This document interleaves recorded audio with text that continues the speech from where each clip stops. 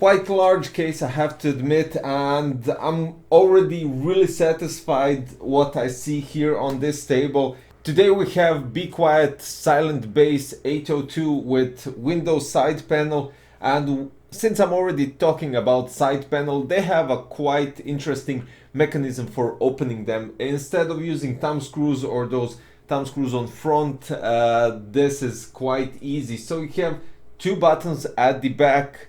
You just push one for one side and the side panel pops out. You just remove it, and as you can see, the tempered glass is attached to the top part. So basically what you're doing is removing these hinges from the case and you get a nice opening right here. The same thing goes for the back side. You push the button, the top side pops out and you just pull it out. Now the backside panel has something quite interesting.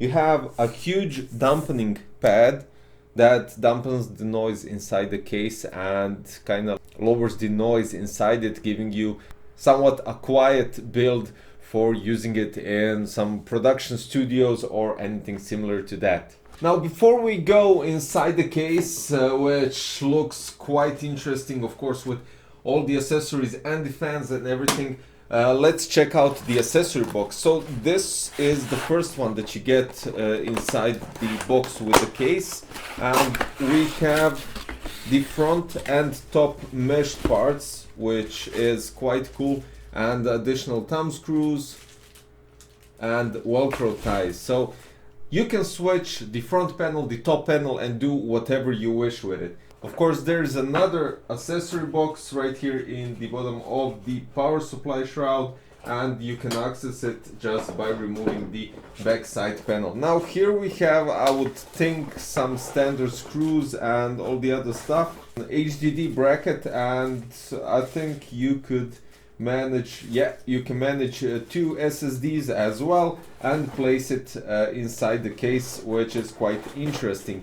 Also here in this small bag you get screws for your motherboard and everything else that you need.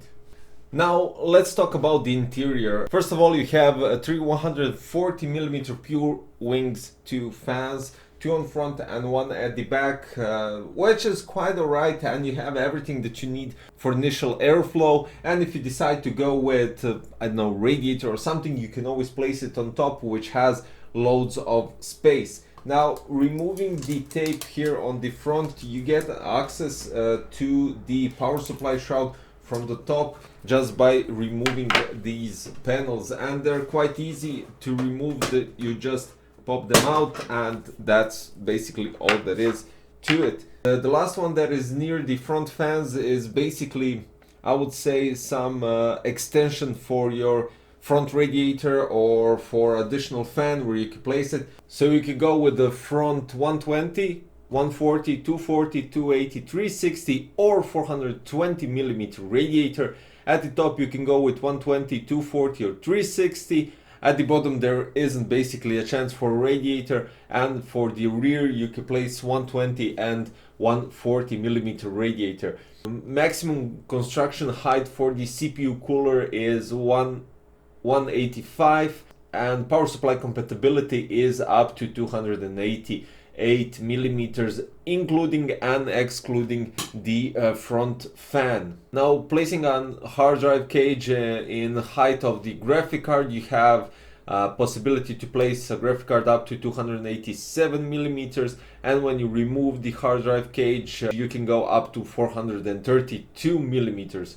For the dust filters that are removable, you have one at the front and one at the bottom, and if you change the top side you can even have some sort of a dust filter at the top. Let's mention the material that the case is made of. The top cover is ABS, as well as the front panel and the stands. The side panel is steel, as well as the side panel or window, which is 4mm tempered glass / steel. You have a maximum of 7 3.5-inch slots, which of those 3 are in the scope of delivery. You have 15 slots for your 2.5-inch, which is maximum, and the scope of delivery is 7. At the top you have two USB 3.2 generation 1, one USB 3.2 generation 2 type C, HD audio microphone plus headset 3.5mm jack. But the cool thing about it is that you can basically remove everything. You can remove the side panels right to your motherboard. You can remove the top panel and switch it up, make it interesting and give it some more airflow. You can change and remove the front panel as well, and of course you can remove the front power supply shroud panel as I said. Now at the back you have loads of space for your cable management. You have 3 SSD mountings right here at the back, and near one you have a fan controller of up to 6 fans. Unfortunately the fans that are already inside the case are DC, so 3-pin connectors, but since you have a controller you could probably manage the speeds somehow. Here at the back you can see that you have this kind of I would say standoffs, which can make and give you a possibility for a different cable management when it comes to rerouting the cables.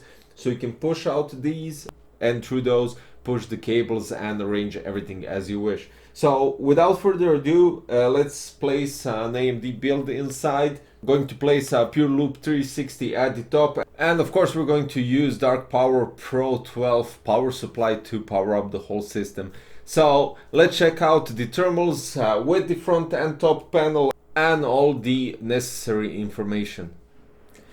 As I stated in the Pure Loop 360 video, the case Silent Base 802 is quite an amazing case with fully modular panels that you could remove, and basically, as you can see, without too much effort you can do a very nice and clean build. Placing the AIO at the top is quite easy. You just unscrew these 2 screws, take out the panel out, attach the radiator and the fans, and later on just place it inside when you're done with the interior. This way it gives you more clearance at the top, even though you do have loads of clearance. I mean, imagine you forget to, I don't know, connect the addressable RGB header or PWM header or whatever. You can easily connect it because the radiator isn't getting in your way, or the fans, and it's quite nice. Also, what I like to say is loads of space at the power supply shroud, modularity when it comes to the panels here on top, and you could remove them, place, I don't know, FLT 360 vertical, do whatever you want. This case is outstanding, and you can swap the top panel, the front panel, and give it more airflow if you wish or if you desire. Now for the temperatures, of course stress testing it in AIDA 64 on the only CPU temperature stress test. It held 70 Celsius degrees stable without moving up or down, and then including the FPU it did went to 78 Celsius degrees, but removing the FPU and adding the GPU it lowered down to 72, and the GPU stayed around 72. This is all with the front and the top panel closed, so I'm talking about these panels right here. If you place the replacement parts that you get with the case, then the temperatures go down for 2 to 3 Celsius degrees, which is outstanding, and you can count on 68 on AMD Ryzen 5900X and the AMD Radeon RX 6800 XT. I would say quite a nice deal when it comes to modularity, size of the case. If you're looking for this kind of huge case, I would say, I mean, we don't have to lie, it really is a big case and really has loads of space for you guys to do whatever you want. Custom loop, AIO, CPU tower cooler is just amazing. So guys, yeah, the link for the Silent Base 802 is below in the description, so you can check out the prices and all the other information if I might have skipped something. Also, don't forget to leave a comment, click the thumbs up button and subscribe for future content so I can expect your view next time in another video. Thanks for watching, bye bye.